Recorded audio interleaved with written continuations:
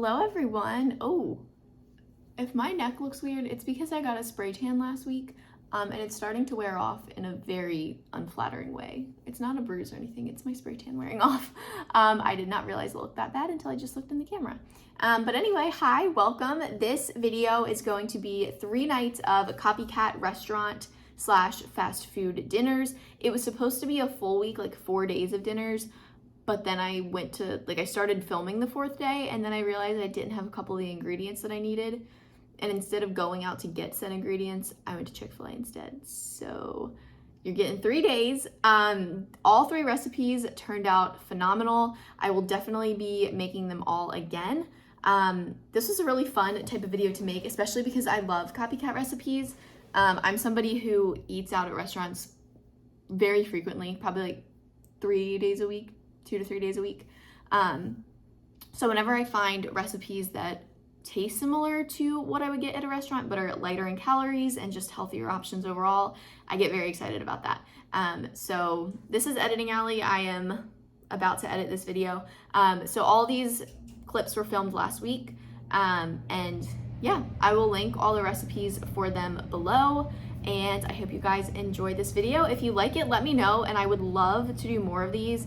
And I promise next time I will buy all the necessary ingredients to film an actual 4 to 5 days of recipes video instead of just 3. But yeah, so here you go. Without further ado, here is the video. Hey guys, welcome to the first night in my week of restaurant / fast food Copycat dinners. Today's Monday. Ravens are on Monday Night Football. Love to see it. And tonight I'm making a football game day classic burgers. This is a recipe from sweetsavoryandsteph.com. She's also on Instagram. Love most of her recipes. They're all really good. All the ones I've tried anyway have been really good. I've never made this one before. This is brand new to me. I think it's one of the older recipes on the blog maybe. But it is Copycat Skinny Big Mac Burgers. I love Big Macs. I know a lot of people think McDonald's is gross, but I absolutely love them. The sauce on it is fantastic, and I know McDonald's, like, you can get the sauce by itself now and dip fries in it, and it is delicious. So here's what you're gonna need for the Big Macs. Obviously you're gonna need some ground beef. I just have the 96.4 lean ground beef from Trader Joe's. You're gonna need some buns. Real Big Macs are served on sesame seed buns, so I just got those. If you wanted to keep it like lower calorie or like keto friendly, you could get like some of the higher fiber buns, but I don't count net carbs anyway, so they're the same thing. You're gonna need some onion. I just got a sweet onion. You're gonna need light mayonnaise, some white or apple cider vinegar. The recipe online says you can use whichever one, so I just picked up white vinegar, some Worcestershire sauce, some sweet relish, some minced onion, and finally some ketchup. The recipe says regular ketchup, but I'm gonna use sugar-free just because it's lower calorie. Oh, and also some shredded lettuce that will also go on the burger. I have the recipe pulled up over here if you can see that. And since we live in an apartment, we don't have a grill, like an outdoor grill, so we're gonna make these on our Ninja Foodie indoor grill. This is how we make burgers, grilled chicken, things like that, and we love it. Obviously it's not as good and not as traditional as like a true outdoor grill, but it gets the job done for now. So I'm gonna go ahead and get everything organized, and then I will start filming again when I start putting the burgers together. All right, so the first thing you're gonna do is take the pound of ground beef, put that into a bowl with the Worcestershire sauce and the minced onion. So you're just gonna put the whole package of ground beef, and then 2 tablespoons of minced onions and 1 tablespoon of the Worcestershire sauce.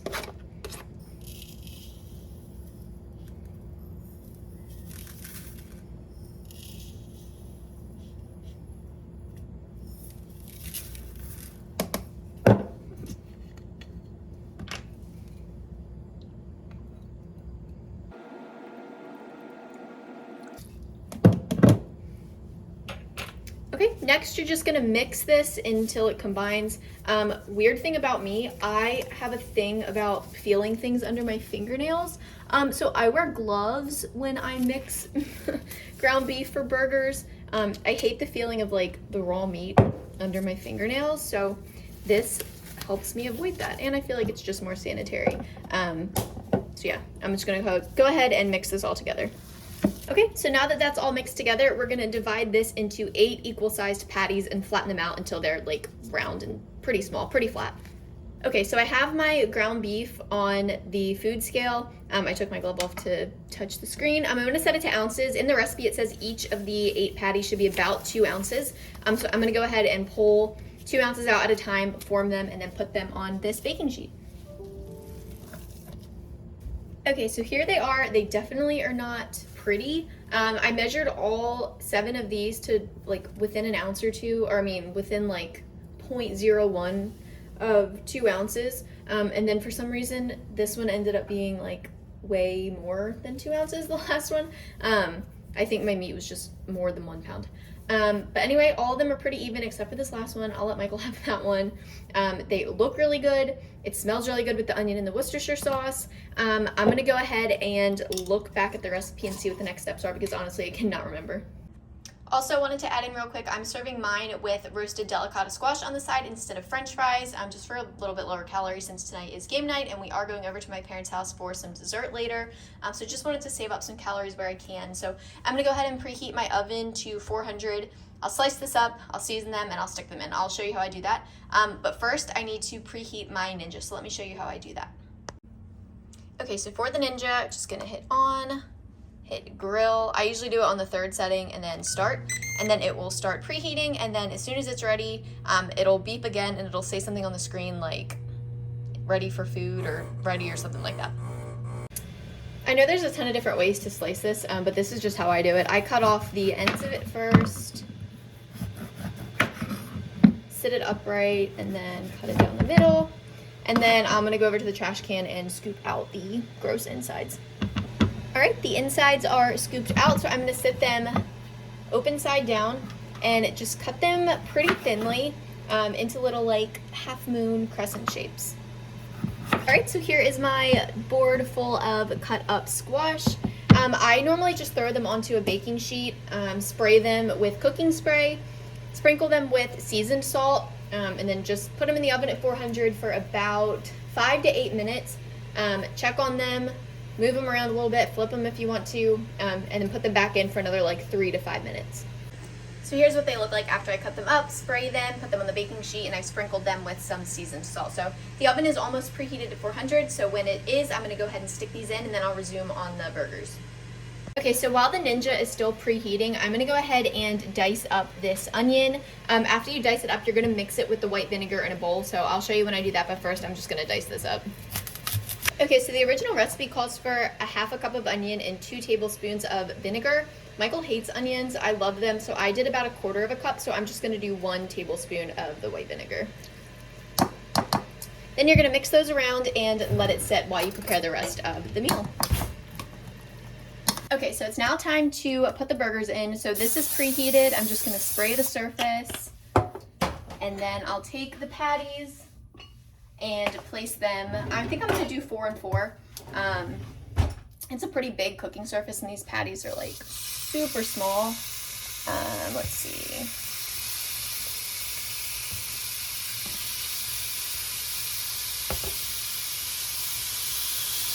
Yeah, that'll do. I don't want to overcrowd it. So I'm gonna do, since they are so small, I'm not gonna cook them for super long.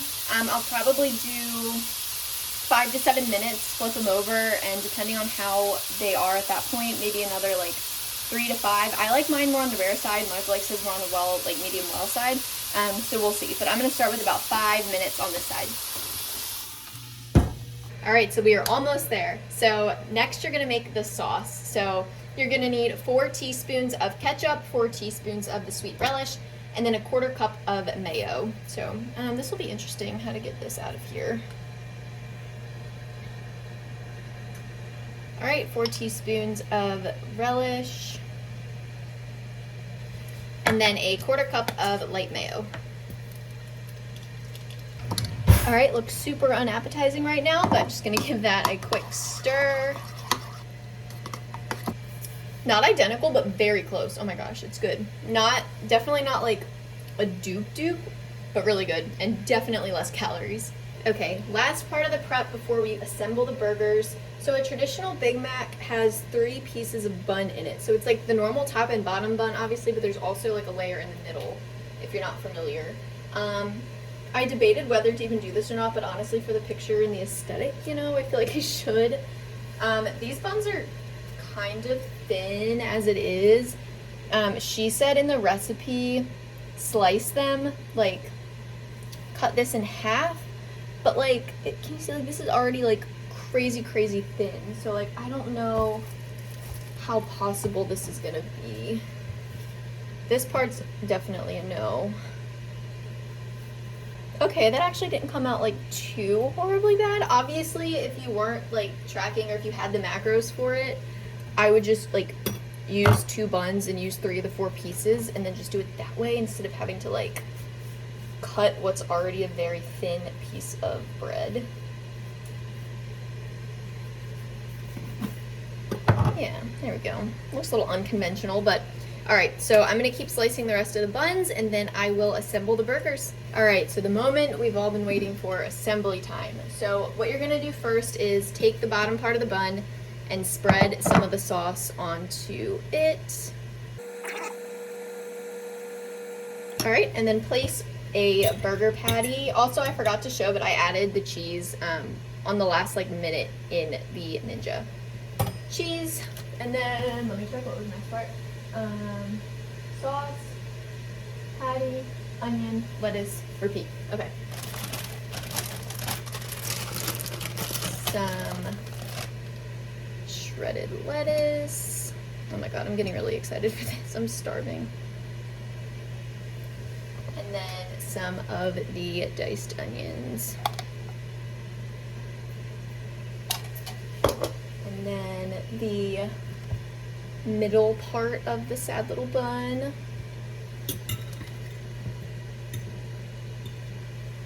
Ah!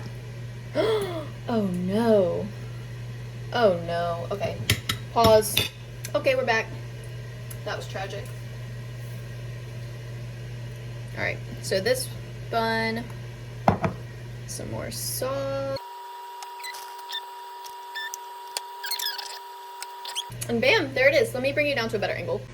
Okay, that was super chaotic at the end, but looking pretty good. The patties are very small compared to the bun, but definitely looking like it has potential. Definitely looking pretty good. So I'm waiting for the delicata to be finished in the oven, as well as a second batch of burgers for Michael's Burgers, and then I will show you what it looks like all plated up. All right, here is the finished product. I turned flash on because the lighting sucks because daylight savings, love that. So here's the delicata, nice and crispy. And here is the assembled burger. Yes, there is another patty under there. They're just kind of small, but it smells so good. I am really excited to eat this. So I'm gonna go ahead and eat dinner, and then I will be back tomorrow with my next Copycat recipe. What's up, you guys? Happy Tuesday. Welcome back to another night of Copycat restaurant dinners. Tonight I am doing a recipe from Pound Dropper. She's on Instagram. She also has a website. I love all of her recipes. Again, I've made so many of them. Tonight I'm doing a Copycat bonefish bang bang shrimp. So Michael, my boyfriend, hates seafood, like any kind of seafood. So I'm doing bang bang chicken for him. But the sauce is still the same. The only difference is the protein. So I'm doing shrimp for myself. Let me show you guys what ingredients you need. This one is super simple, not a whole lot of prep required. This recipe I did have to buy a couple ingredients for. I didn't have all of them on hand. Usually I like to make recipes where I have a lot of the stuff already. But this one did require me to get a few things that I did not already have. So let me go ahead and show you what you need. So the first thing that I did not have that you're gonna need is some type of sweet chili sauce. I did the G Hughes. I've had this before in the past, and I really like it. I just didn't have any on hand currently. So some type of sweet chili sauce, doesn't have to be sugar-free. That's just what I went with. Light mayonnaise, non-fat Greek yogurt, sriracha. I had to buy this rice vinegar. I didn't have this. Minced onion, I always have. I was just out of for some reason. Paprika, cornstarch, and I do have some shrimp. They were frozen, they're thawing. I had warm water running over them for a couple minutes, and they are ready to be peeled. So I'm gonna go ahead and get these peeled. They're already deveined, so just get the tails off of them, the shells, and then I will show you what I do from there. All right, so now I've got my shrimp all peeled and they are ready to go. I'm gonna toss those with cornstarch and then throw them into the air fryer on 400 I didn't read the directions that far yet to see how long, but anyway, first I'm going to show you guys how I'm going to make the sauce. So you're going to start out with 2 tablespoons of light mayo. All right, and then you're going to do 2 tablespoons of non-fat Greek yogurt. All right, next you're going to do a 1/4 cup of that sugar-free Thai chili sauce. Oh my gosh, this smells so good. Next thing you're gonna add is a 1/2 teaspoon of paprika and a 1/2 teaspoon of minced garlic. Last, you're gonna add a splash of sriracha and 2 teaspoons of rice vinegar. All right, now just gonna give that a nice mix. All right, I'm gonna taste it.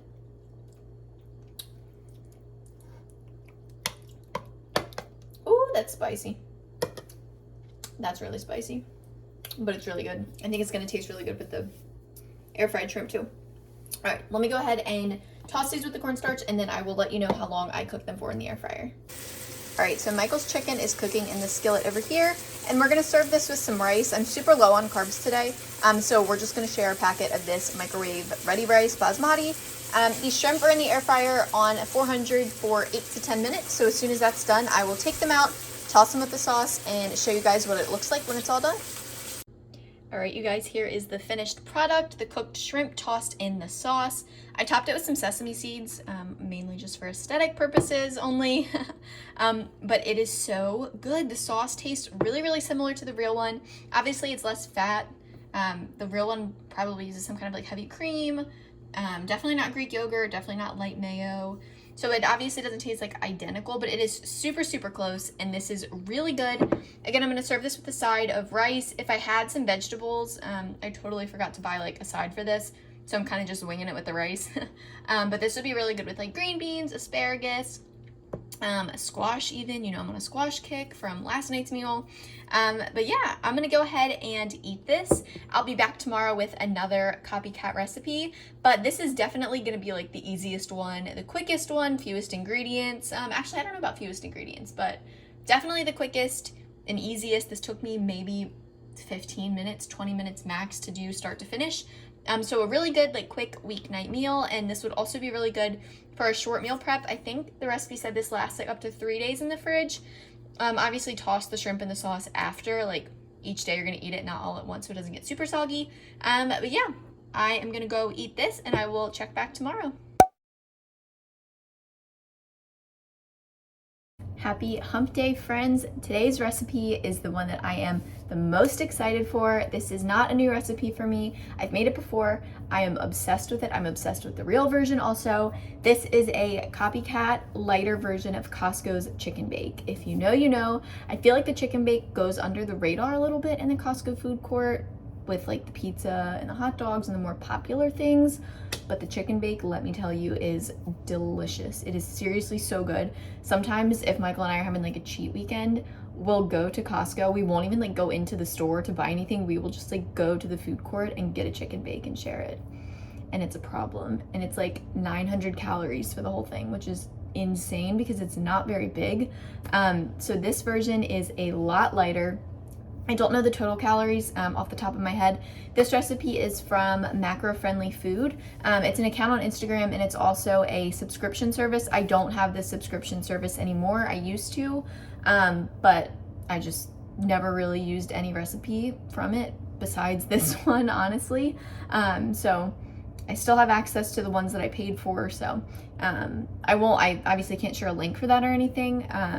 But yeah, so let me show you what you need. I did prep some of this ahead of time just because I was feeling motivated earlier today and just super excited to eat this afternoon. So first things first, 2-ingredient dough. I absolutely hate making this stuff because it is so messy and so hard to work with, and I get so frustrated with it. But it's just non-fat Greek yogurt and self-rising flour.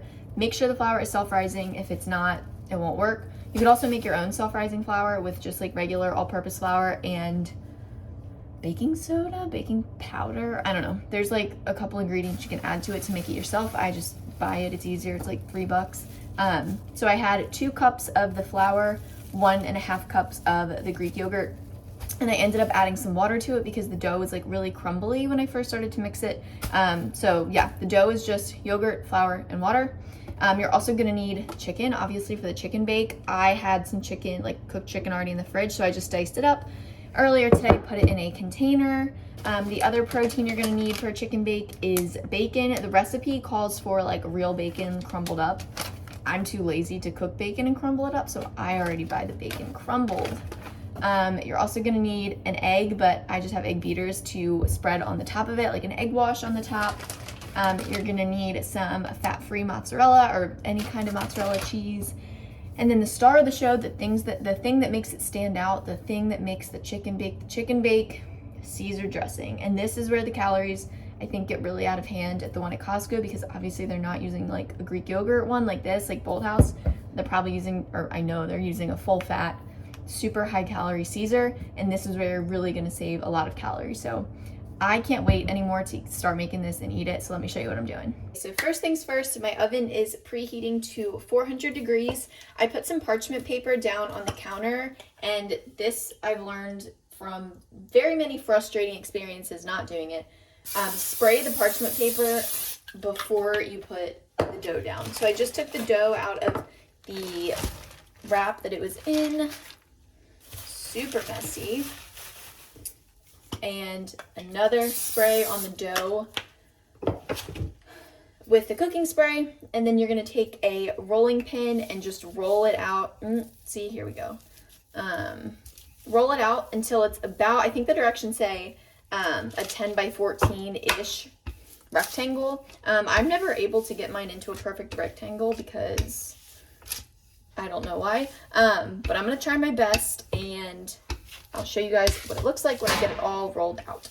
Okay, so here it is all rolled out. Like I said, I don't get it in a rectangle, but it's good enough. It's still big enough, and it'll still roll pretty evenly. So now you're going to take the Caesar dressing and spread it all over the surface of the dough.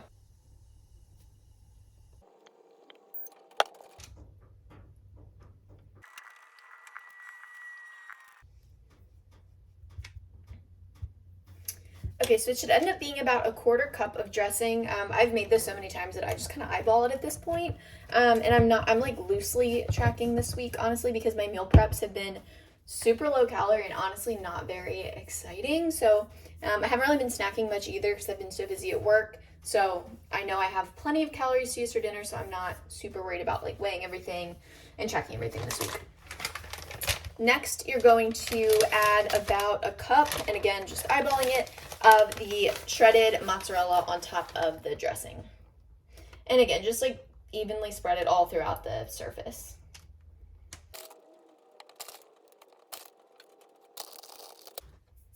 All right, so then on top of the cheese, you're gonna add the chicken and the bacon. Again, just making sure everything is nice and evenly spread out.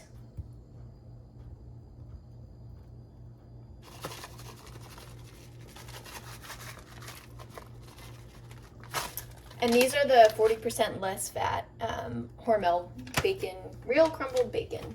I accidentally one time bought the bacon bits, like the fake bacon, and oh my god, it was so gross. And I didn't even realize I bought it because I didn't know there was a difference, and ugh, nightmares. Okay, so now that all the toppings are on, you're gonna roll it up like you would roll, I don't know, something like a cinnamon roll, or not really like a burrito, but more so like a cinnamon roll. This is the part that gets a little tricky sometimes, depending on if the dough wants to cooperate or not.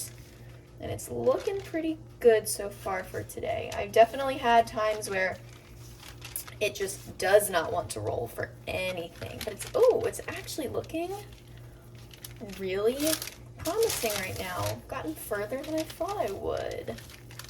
Oh yeah.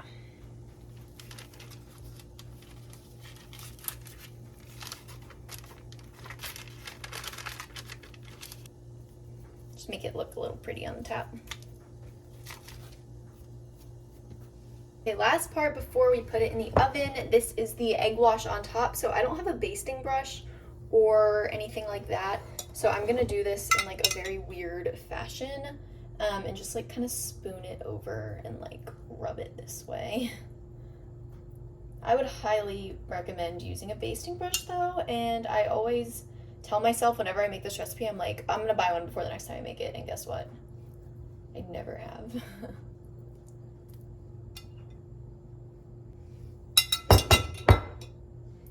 All right, so then on top of the egg wash, you're just gonna sprinkle a little bit of more of the fat-free cheese. And I know I've mentioned it on here before, but whenever I'm using fat-free cheese, I always just make sure to give it a quick spray with cooking spray. That way it melts, because since it has no fat in it, it doesn't really like to get nice and melty. Last step is you're gonna take a knife and just create little diagonal slits along it, so it can cook evenly. All right, so there she is. She is ready for the oven, and you're gonna put this into the oven on 400 for 20 to 25 minutes or until the dough is cooked. Since everything in the middle, nothing's raw, like the chicken's cooked, the bacon's cooked, all you really need to do is wait for the dough to cook. So just keep an eye on it, and as soon as it's crispy and golden, take it out and cut it up, and I'll show you what it looks like when it's done. All right, straight out of the oven. Oh my gosh. This is honestly probably like the best looking one that I've ever made, and I've made this probably like 5 or 6 times now, and this is by far the best. I think what made it different this time, when it was done, when it was like 25 minutes, I stuck it under the broiler for like 3 to 4 minutes, just to get that like really nice crispiness on the outside that the one at Costco like actually has. Oh my god, I literally cannot wait to eat this. You do have to let it sit for a little bit, just so the inside can kind of like solidify a little bit, because I served it right away the first time. I ignored the recipe, obviously. Cut it open and it was just still liquid. Everything like fell out. So I'm gonna let it sit for probably like 5 to 7 minutes, and then I will cut it up and show you guys what the inside looks like. All right, so I just cut off a portion, and here is the inside of it. I put the flash on because the lighting sucks, but it is delicious. It tastes really, really similar to the real one, because honestly, honestly, the only difference is like the type of Caesar dressing, the cheese, and like the dough on the outside, but it really tastes super similar. I'm having a serving about this size. This is gonna be around like 500-ish calories. Like I mentioned earlier, my meal prep is super low in calorie, super boring, just blah. So I saved up a lot of calories for this, and I am so excited to eat it. So I'm gonna go ahead and have dinner, and I will be back for one more recipe tomorrow.